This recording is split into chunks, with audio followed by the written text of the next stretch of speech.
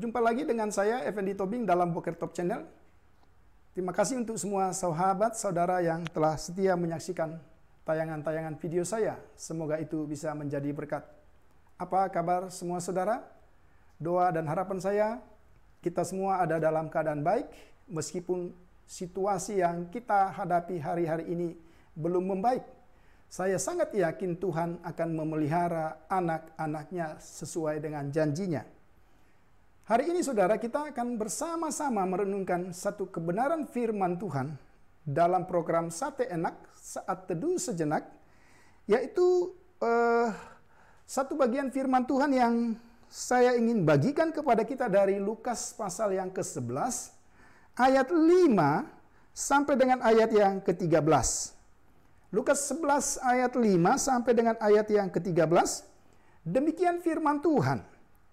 Lalu katanya kepada mereka, jika seorang di antara kamu pada tengah malam pergi ke rumah seorang sahabatnya dan berkata kepadanya, "Saudara, pinjamkanlah kepadaku 3 roti, sebab seorang sahabatku yang sedang berada dalam perjalanan singgah ke rumahku dan aku tidak mempunyai apa-apa untuk dihidangkan kepadanya."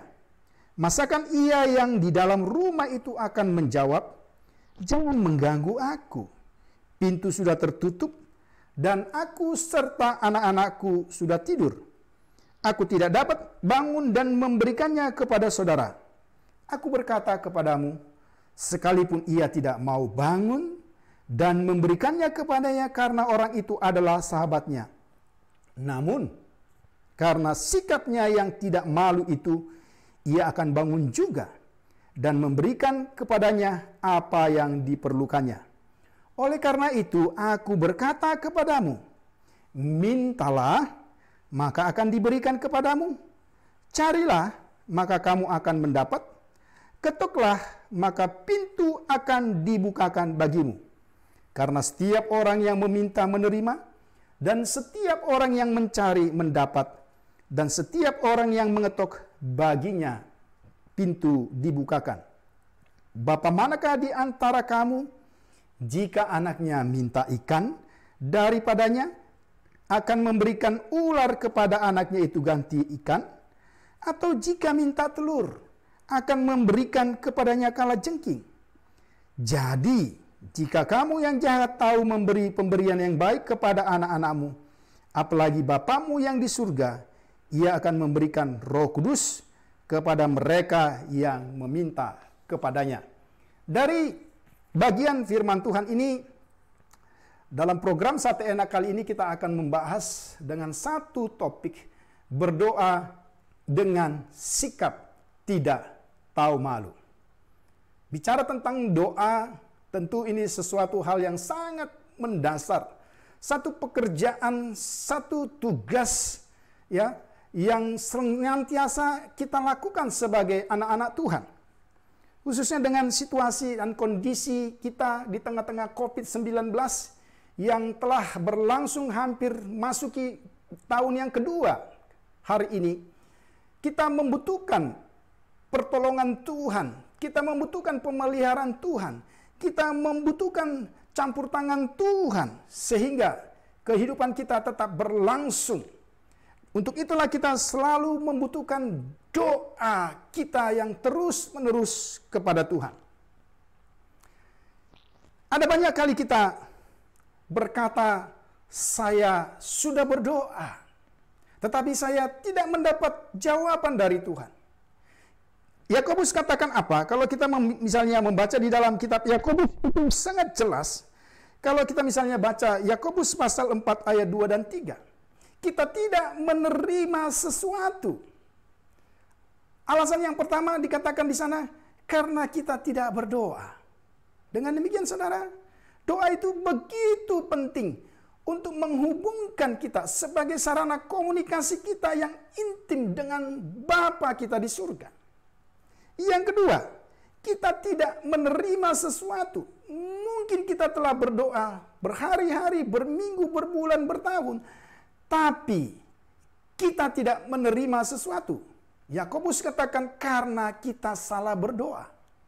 Semua yang kita minta itu, semua yang kita doakan itu, sesungguhnya Tuhan tahu kita ingin habiskan untuk keinginan-keinginan daging kita.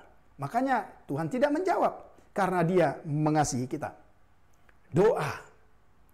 Hari ini kita akan membahas dalam satu bagian yang penting. Bagaimana seharusnya kita berdoa. Dengan sikap tidak tahu malu. Yang saya maksudkan dengan sikap tidak tahu malu di sini bukan yang dimaksudkan seperti sikap tubuh. Apakah kita berdiri, ya, berlutut dan sebagainya. Karena sepanjang sejarah Alkitab misalnya dalam Perjanjian Lama sampai Perjanjian Baru tidak ada satu sikap yang secara konstan yang ditunjukkan sesuai dengan kebudayaan dan kebiasaan orang-orang atau tokoh-tokoh di dalam Alkitab. Sekali lagi, sikap yang saya maksudkan adalah ketika kita datang dengan hati yang sungguh-sungguh kepada Tuhan. Kalau saudara memperhatikan, mengapa murid-murid meminta kepada Yesus untuk mengajari mereka berdoa. Mereka katakan, ajarilah kami berdoa. Ya. Tentu ada alasannya. Kalau kita memperhatikan di sini dikatakan, ajarlah kami berdoa. Sama seperti yang diajarkan Yohanes kepada murid-muridnya. Tentulah mereka telah melihat figur, melihat contoh dan teladan. Yesus sendiri dalam banyak kisah, dalam kitab-kitab Injil kita melihat, sesibuk apapun pelayanan Yesus, dikatakan di dalam ayat-ayat itu bahwa Dia pergi, ya, atau memberikan waktu untuk berdoa. Bahkan dikatakan Dia juga berdoa semalam-malaman. Apapun tugas yang diterima oleh Yesus, Dia selalu berdoa kepada Tuhan. Dan itu diajarkan kepada murid-murid. Ternyata Yohanes Pembaptis juga mengajarkan hal yang sama. Ada teladan doa. Saudara, ini sangat penting. Kita memiliki figur, kita menjadi figur, kita menjadi teladan dalam hidup doa-doa kita. Nah, kalau saudara perhatikan, di dalam Perjanjian Lama ada begitu banyak contoh. Ketika menghadapi peperangan dengan bangsa Amalek, ya, Harun dan Hur, ya, bersama Musa naik ke atas puncak bukit itu. Dan dikatakan selama tangan Musa naik ke atas, maka menanglah Israel. Apa yang dimaksudkan? Ya, selama Musa terus hidup di dalam doa, maka kemenangan itu terjadi. Tetapi begitu tangan itu oleh karena keterbatasan dan kelemahan manusia turun, maka dikatakan kalahlah Israel. Begitu juga dengan Daniel. Orang yang hidup di dalam doa dan bagaimana dia menjadi seorang yang penting, tokoh yang dihormati. Bukan karena hanya prestasi yang dimiliki, tapi hidupnya hidup di dalam doa. Dikatakan di sana di dalam Daniel pasal 6 seperti yang biasa dilakukan. Dia tidak berdoa ketika ada persoalan. Dia tidak berdoa ketika ada krisis. Dia tidak berdoa ketika ada kesenangan. Tetapi istilah yang dipakai di dalam Daniel pasal 6 seperti yang biasa dilakukan.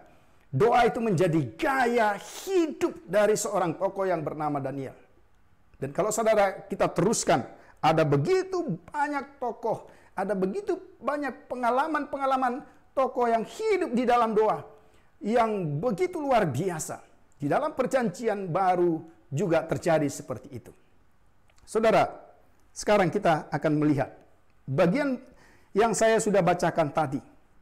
Berdoa dengan sikap tidak tahu malu. Apa sesungguhnya yang ingin dikatakan? Kalau kita baca, ketika murid-murid meminta diajari berdoa, Yesus justru memberikan satu ilustrasi di mana seorang sahabat mendatangi sahabat lain untuk meminta pertolongan. Maka dari bagian-bagian firman Tuhan ini secara sederhana dapat kita amati, dapat kita cerna, dapat kita terapkan. Apa sesungguhnya yang dimaksud bersikap tidak tahu malu kepada Tuhan? Bahkan kalau kita melihat contoh yang lain yang diajarkan oleh Tuhan Yesus dengan sikap tidak tahu malu ini juga terdapat di dalam Injil Lukas pasal yang ke-18 ayat yang ketiga dan keempat. Di situ Tuhan Yesus memberi perumpamaan tentang doa dengan sikap tidak tahu malu. Di mana ada seorang hakim yang lalim, hakim yang hidupnya tidak benar, tetapi akhirnya harus memberi jawaban kepada seorang janda yang dianggap mengganggu karena dia terus-menerus meminta supaya hak-haknya dibela oleh hakim yang lalim ini. Ini satu penggambaran. Berarti apa yang dimaksud dengan sikap tidak tahu malu? Kalau kita memperhatikan ilustrasi yang disampaikan oleh Yesus di sini, ada alamat yang jelas. Itulah yang pertama yang kita pelajari dari sikap tidak tahu malu. Alamat yang jelas kepada siapa kita meminta. Yesus menggambarkan kisah seorang sahabat yang meminta kepada sahabat yang lain. Ada persahabatan, ada hubungan. Saudara bisa bayangkan, kalau tiba-tiba seorang anak yang tidak saya kenal kemudian katakan, Pak Tobing, saya minta sesuatu. Saya mungkin akan melihat anak itu dan berpikir, siapa kamu? Karena saya tidak merasa memiliki hubungan dengan dia. Tetapi kalau misalnya seorang anak dan itu adalah saya, dia tidak perlu bicara secara verbal, ya, bahasa tubuhnya yang meminta sesuatu saya mengerti dan saya akan berikan. Perhatikan, ada persahabatan di sini. Meskipun waktunya tidak tepat, tengah malam, anak-anaknya sudah tidur dan dikatakan mengganggu, tetapi karena yang datang itu adalah seorang sahabat, ada hubungan. Sikap tidak tahu malu dimulai dengan alamat doa yang benar. Kita betul-betul yakin dan percaya kita memiliki hubungan dengan Tuhan Sang Penjawab doa itu. Pastikan. Maka ayat-ayat sebelumnya, sebelum kita membaca ayat yang kelima tadi, Tuhan Yesus menjabarkan doa yang seringkali kita ucapkan bersama dengan istilah Bapa kami yang di surga. Istilah Bapa, satu hubungan yang begitu dekat. Yang kedua, apa yang dimaksud dengan sikap tidak tahu malu? Kalau kita memperhatikan dalam pembacaan ini, ada iman, ada keyakinan kalau doa kita itu akan dijawab oleh Tuhan. Maka kalau saudara perhatikan, bukankah Alkitab berkata, segala sesuatu yang kita lakukan tanpa iman adalah dosa, termasuk berdoa. Bukankah saya dan saudara bisa jadi berdoa, tetapi berdoanya secara basa-basi? Kita tidak punya keyakinan apa yang kita minta. Dan di dalam hati kecil kita bisa berkata, ya kalau dijawab syukur, tidak dijawab juga tidak apa-apa. Tapi kalau kita memperhatikan di sini, meskipun tengah malam, situasinya tidak memungkinkan. Tetapi karena itu sahabat, itu yang pertama tadi. Yang kedua, ada iman, ada harapan, ada keyakinan. Kita bisa melihat gambaran seorang pengemis. Ya, ketika kita makan misalnya di satu restoran yang mewah, dengan makan enak, dengan pakaian yang baik. Kemudian ada seorang pengemis yang tampangnya, penampilannya buruk, mungkin juga berbau. Tapi dengan rasa tidak malu dia akan menghampiri kita untuk berkata, Pak, berikan saya makanmu. Mengapa dia bisa berkata seperti itu? Karena dia punya satu keyakinan. Meskipun aku kelihatan seperti ini dan situasinya tidak memungkinkan, tetapi kalau aku memberanikan diri, ada harapan kita akan bisa memberikan sesuatu kepada pengemis itu. Ya, kalau kita memperhatikan, kemudian apa yang berikut yang bisa kita lihat? Ternyata yang mendorong seorang sahabat ini datang adalah sahabat lain. Artinya, sikap tidak tahu malu ini didorong oleh karena ada satu kebutuhan yang sangat mendesak. Bukan satu kebutuhan sekunder, tapi kebutuhan yang primer. Dan terlebih lagi, apa yang diminta oleh sahabat ini kepada sahabatnya bukanlah kebutuhan untuk diri sendiri. Saudara perhatikan, ini sangat menarik. Mengapa saya katakan sangat menarik? Karena terlalu banyak jika kita mau membuat catatan, atau jika satu waktu nanti Tuhan menurunkan catatan-catatan doa yang sudah kita naikkan kepada Tuhan. Bukankah seringkali semua berakhiran dengan kataku, kebutuhanku, persoalanku, tangisanku, sukacitaku, semuaku. Ya, seringkali kita berdoa dengan cara yang egois, tapi sikap tidak tahu malu ini sesungguhnya adalah doa yang kita panjatkan. Ada satu kebutuhan orang lain. Ada kebutuhan doa untuk misi. Ada satu kebutuhan doa bagi mereka-mereka yang teraniaya. Ada kebutuhan bagi gereja-gereja yang mulai kosong. Ada kebutuhan bagi krisis yang kita alami. Kita berlakukan. Ketiga. Yang keempat, sesungguhnya apa yang dikatakan sikap tidak tahu malu di sini, yaitu doa yang bertalu-talu, terus menerus.